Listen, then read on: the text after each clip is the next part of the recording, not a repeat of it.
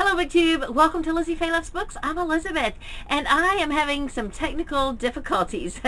I came in here today to film a book haul because I got some book mail yesterday and I wanted to open it with you and show you as I was opening it, and I filmed that. I opened everything and then I ran out of time on my phone before I could show you the rest of the books in the book haul.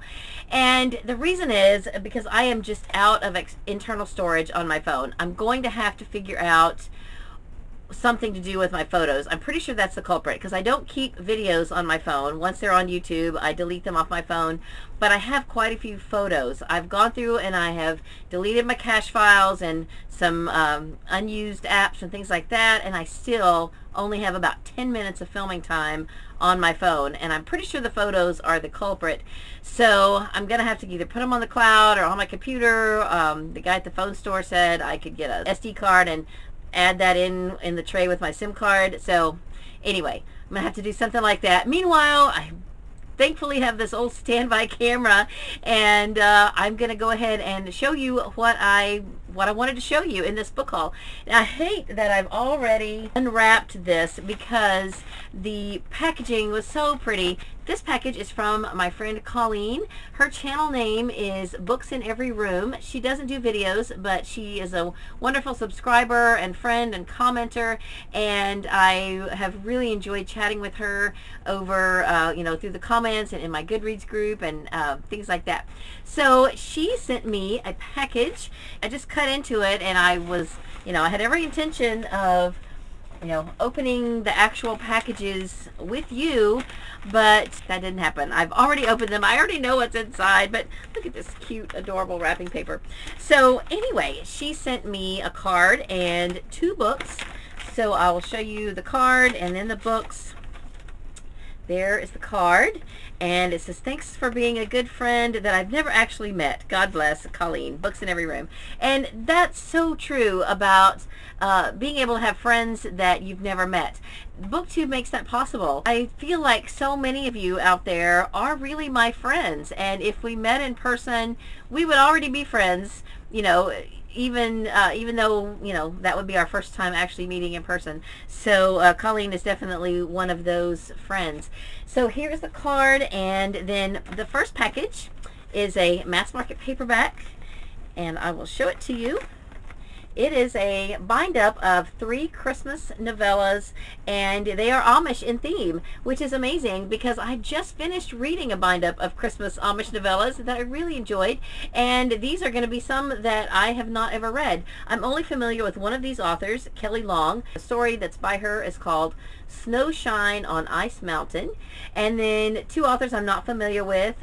Jennifer Beckstrand wrote A Honeybee Christmas, and Lisa Jones Baker wrote The Christmas Candle, and those are all in this bind-up. I don't know if you can see, I know on my old camera here it's grainier than my phone, but there is a cute little wooden Amish buggy with a horse on the picture there. That's so cute. Alright, so then this next book, I wish you guys could have seen my reaction when I opened this because I could not have been more thrilled about this. This is a book that I have been looking for so long. It's a series that I'm already reading that my sister had first recommended to me, and then was starting to get a little frustrated with me because I had not read any more of the books. But I needed the 4th book. I did read the 3rd book early last year, I think, and I did not have the 4th one. Now, I can listen to it on audio, and I can get the book from the library, I know, but I am collecting the series. I have them on my shelf here, but I did not have the 4th book, and I wanted to actually get the book before I read it. And it is Threading the Needle by Marie Bostwick. This is book 4 in the Cobbled Court series. It's a beautiful women's fiction series. The first part of the series is set around a quilt shop and the owner and all of her friends that she meets there. And then there's a spin-off series that takes place in Texas, and my sister said that she loves those even more than the original. But she is Facebook friends with Marie Bostwick and really enjoys her books. So of what I've read so far, I have really loved by her, and I'm just thrilled. Colleen, thank you so much. I must have mentioned to you that I was looking for this book because this is so specific. This is just wonderful. Thank you so much.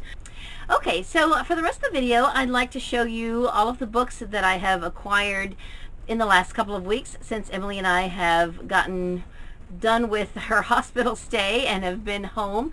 We've been doing some running around for different therapies and whatnot, and also these last couple of days she has been able to go to school for half a day. So of course her first day back to school, I took that moment of freedom and went book shopping.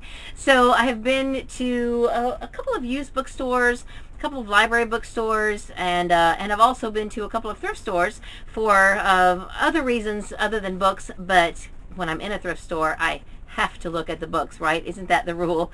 So I do have several books that I have purchased to either give as book prizes for Book Bowl or put in our little free library. So I'm going to keep all of those at the end of the video, and I have a whole variety of books here. I'll do the adult ones first, and then the middle grade and YA books that I bought for myself, I will show you those at the end, and then segue into the ones that I got to give away. So if you're not interested in the middle grade books or anything like that, those will be at the end. Let me get started. Now, in my own little free library, that's the one I'm the steward for, that is in the downtown area of our little town, I found a book by Larry McMurtry called The Evening Star. I have seen this around, and I've seen it in other places since then, but it was in our little free library, and I just recently read the book by Larry McMurtry. It's a memoir called Books, where he talks about his relationship with books. And earlier this year,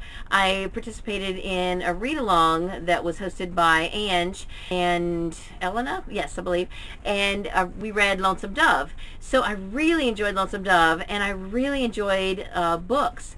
So I now feel like I'm just really interested in reading anything that Larry McMurtry wrote. I'm probably not going to like all of it. I may not even like this one. I don't even know what it's about. But I really enjoyed his I enjoyed hearing about his relationship with books and reading and writing and everything, and selling, because he was a bookseller. So I'm just really interested in reading more from him. So this was exciting to find, especially for free. I said I wasn't going to show you middle grade books, but anyway, I did also in the little free library find a very nice copy of The Pinderwicks on Gardam Street by Jean Birdsall. I've read this, but I would love to have it on my shelf. I love the Pinderwick series, and it's just really adorable. Then at my own public library, again, there's one middle grade book here, but it's okay. This is Peter and the Secret of Rundune by Dave Barry and Ridley Pearson. This is book 3 in the series. I have read this whole series, but if I find these hardcover books in good shape, I have been purchasing them. So now I have the first 3 out of 5, and they're just wonderful on my shelf. They are the type of book that I think I would love to reread at some point, so I love having those. And who knows, maybe Katie will want to read them at some point. And then I got a cozy mystery called Turn Up the Heat. It's a gourmet girl mystery by Jessica Conant Park and Susan Conant. Susan Conant writes I believe a dog-themed cozy mystery that I haven't read either. And this is book 3, but I already had book 4 and 5, and so I thought, well, I'm getting closer to book 1 by going ahead and getting this one. And at some point, I'm sure I'll find books 1 and 2, and then I would have, wished that I had gone ahead and gotten 3 when I had the chance. So I went ahead and picked it up. Also, I think I have mentioned this in another video because I'm currently reading it, but our pastor gave me a copy of his first book called A Special Assignment by Doug Tanner, and I'm currently reading that, and I'll be telling you more about it at another time. And then just yesterday, I was at a library bookstore. I found a cozy mystery called Sugar and Spite by G.A. McKevitt, and this is a Savannah Reed mystery. I have not started reading this, but I do have a few books on my shelf in this series, and I neglected to look up what number this is, so I don't know. I believe the first book is called Just Desserts, and this book is number 5. I'm guessing, based on the list that's in the front of the book. So it's, of course, a food-based mystery series. And then because my in real life mystery book club is reading The Cat Who Could Read Backwards, which is the first in the Cat Who series for January, I found 2 copies for $1, and I thought, you know, just in case we don't have enough copies in the library system, or in case anyone wants to just have a copy to keep, I'll go ahead and grab these. And then for my door prize, I will be giving away The Cat Who Saw Red, which I think is book 3 or 4. I usually like to try to give away book 2 in the series, but I couldn't find it, haven't been able to find it yet. If I can find it between now and the January book club, then I will get it. But I want to say that the second book is The Cat Who Ate Danish Modern, and I don't know, the list is not in the right order here. Anyway, this is one of the first 5, I'm sure. So it'll still do as a door prize. I went to the used bookstore that is in the biggest town in our county, and I had not been able to go there since before Emily was in the hospital. But I knew that they had a book that I wanted to buy, and I want to give it to my sister's grandson Tate, because I sent him the first 4 in this series, and I have the 5th one, and I knew they had the 6th one on the shelf if I could just get there before it got sold. And it's the 6th book in the 39 Clues spin-off called Cahill's versus Vespers. It's Day of Doom, and it's by David Baldacci. I didn't even realize that David Baldacci ever wrote any children's books. I have listened to this already on audio. It's on Hoopla. I listened to book 5 and 6 on Hoopla in November, so I'll be talking more about them in my wrap-up. All right, and then I purchased Killer Crab Cakes by Livia J. Washburn. This is, I believe, book 4 in the Fresh Baked Mystery series. I've read the first 3. And then while I was there, I also picked up a romance book that I have kind of been looking for when I go to book sales. I have book 2 in this duology called Sweet Tea for 2. It's been sitting on my shelf, and I keep thinking, oh, that looks so cute, I want to read that, but I needed to read book 1. In fact, I checked out a copy from the library earlier this year and didn't get it read. So I found this at the used bookstore. It's called Honey Grove. It's by Janelle Dellin, and I believe it's a romance. It takes place in Texas, and that's good enough for me. I have been reading several Texas romances lately and really been enjoying them, so I am excited to get this one. And then the other day, I had to take Emily for a therapy evaluation at another location, not the closest place to our home, but a farther one, because that was when we could get an appointment sooner. So I said, you know, I don't mind driving a little farther. Of course, in the back of my mind, I'm thinking, I wonder if there's any places to shop for books over in that area. And I found a used bookstore that I didn't even know about. In fact, the woman said that she has been there in that location for 25 years, and I had no idea. So I found a book there that I've actually been looking for a little while, ever since I reorganized my shelves and discovered that I had collected this Florida trilogy by Emily Richards, and I had book 2 and 3 in trade paperback, and for some reason I had book 1 in mass market paperback, and it just looked horrible on the shelf up here with the rest of them. And so I had been looking for it in trade paperback, and she had it. I had to pay a little bit more for it than I like to pay for used books. I think I paid like $6, but I really wanted to get this one. I want to read this one soon, and so I'm excited to get it in trade paperback. I'll pass the mass market paperback copy on to my sister if I didn't already. I don't think I did. Anyway, this is Happiness Key by Emily Richards, and it's the first book in the Florida trilogy. Incidentally, next door to that store, well, within the same shopping area, shopping center, there was a thrift store. I didn't buy any books there, but I went in to look at the books, and their books were arranged by color. I have never seen that in a book sale situation, but I thought, whoever arranged these must watch BookTube. And of course that wouldn't work in a bookstore situation where you've got to have things alphabetized and all that, but in a thrift store where there's not a whole lot of books to start with, the color thing was kind of fun. It was very aesthetic, and I thought it was kind of fun. So anyway, that same day we went to several thrift stores because I was looking to buy Emily a wheelchair to have here at home, and I did go in one thrift store where I bought 5 books, and I don't even remember how much I paid for them, But this first one is by Billy Letts. It's called Made in the USA. Now, Billy Letts was from my home county. She was a college professor at Southeastern Oklahoma State University, which is just 20 miles from where I grew up. My mom knew her. She's the author of Where the Heart Is, which, you know, they made a movie. And so it's a great book. It's a great movie. So she has passed away now, but she published 3 other books in her lifetime, and this is one of them. It's the only one of the 4 that I haven't read, and I haven't really been collecting her books, but this was such a beautiful copy, and it's just a nice hardcover book, and I thought, you know, it's like $1 or $2, I may as well just get it. So it's called Made in the USA, and I don't know anything about it. I'm pretty sure all of her books are set in or around Oklahoma, and so of course that's where I grew up, and I think I will enjoy it. Then I got a book from the Rocking Chair Reader series. It's called Coming Home by Helen K. Pulaski. Now, I didn't know anything about this series. I believe it's a series of little short stories and vignettes. And Helen K. Pulaski also writes the Cup of Comfort series. I have read one of those. I think it was the one for teachers. If I haven't read it, I've given it as a gift. But this just looked really nice and down home and heartwarming. It says it's about family traditions, neighborly values, and community pride. So I think that'll be something very nice.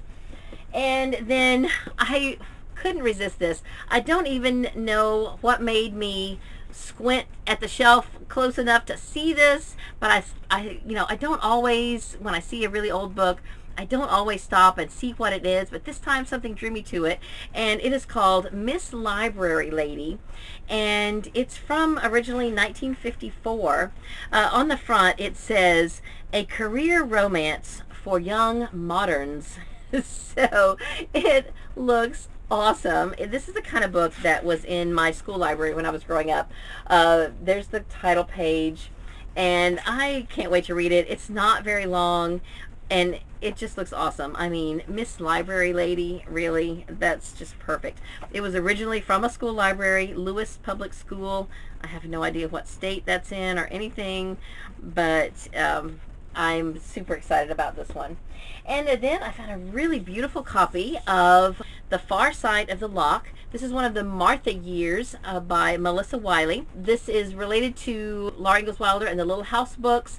I have only read, of course, all the Little House books, and I've read about half of the Rose Years, which is Laura's daughter. But there are 3 other sets of books that are about Laura's ancestors, like her mom and her grandmother and her great-grandmother. And Martha was Laura's great-grandmother. She was born in Scotland and then moved to the U.S. as a young girl. And the Martha Years are about their fictionalized account of Martha, Laura's great-grandmother. So this is book 2. I don't have any of the other books, I don't think. I have maybe like one of each of the Caroline and the Charlotte Years. I would love to get all of them. I'd love to read them. I haven't read them. I need to. Anyway, I'm excited to get this, though. It was a very good price, and I looked around to see if they had any others, and they didn't, but I'm excited to at least get that one. I got one book there for Book Bowl. This is Framed by James Ponti. This is one of last year's Sunshine State books, so I'll be adding this to my box of book prizes for next year's Book Bowl. And so the rest of this is going to be middle grade books. Most I got for the Little Free Library, but a couple of them I did get for Book Bowl. So I'll show you those first. This one I already have a copy of in my prize box, but it's The Eighth Day by Diane K. Salerni. And this is not a Sunshine State book, but I might put it in there just as one of the prize choices. Katie has a copy of this, and she and I have both read it. The 11th Plague by Jeff Hirsch. It's more of a dystopian. This one I got for the Little Free Library. I've already shown you a copy that I got for me, but this is a library edition, so I'm going to put this in the Little Free Library. The Penderwicks on Gardam Street by Jean Birdsall. So the rest of these books are going to be for the Little Free Library, which is just downtown. I got How to Eat Fried Worms by Thomas Rockwell. I got a Boxcar Children book called The Guide Dog Mystery. It is number 53. This says it was created by Gertrude Chandler Warner, so I have a feeling that there are some newer stories of the Boxcar Children that were written by other authors since, since the originals, so I have a feeling that that's the case of that one. I have Junie B. Jones' One Man Band by Barbara Park. The Wizard of Oz by L. Frank Baum. I also found a copy of Holes, and I want to ask you if any of you know for sure how to pronounce this author's name. I used to say Louis Sachar, and then I heard someone else saying Louis Sachar, and I have looked and looked all over YouTube, and I can't find a video of him introducing himself. And I'm going to do a whole video on pronouncing authors' names correctly very soon. I've been working on this and thinking about this for a long time, but this is one of those that I am still not sure about. So if you've ever heard for sure how to pronounce his name, please let me know and give me the video link so that I can hear it myself, because I really want to know. Then I got Number the Stars by Lois Lowry. This is a Newbery winner. Another Boxcar Children book called Blue Bay Mystery. This is number 6, so this is by Gertrude Chandler Warner. And then a kind of a banged up copy of Hoot by Carl Hyacin. I am going to try to mend this a little bit before I put this in the Little Free Library. So that's it for this book haul. Thank you so much, Colleen, for the wonderful gifts. You are amazing to send me such a wonderful book package. Thank you so much. So I had a lot of fun shopping for these books. I am excited for the ones that I got to read and add to my own shelf, and for the ones that I got for prizes and for the Little Free Library.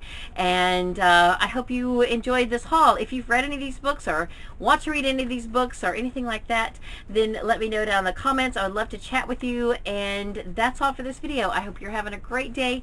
Read a good book, and God bless you.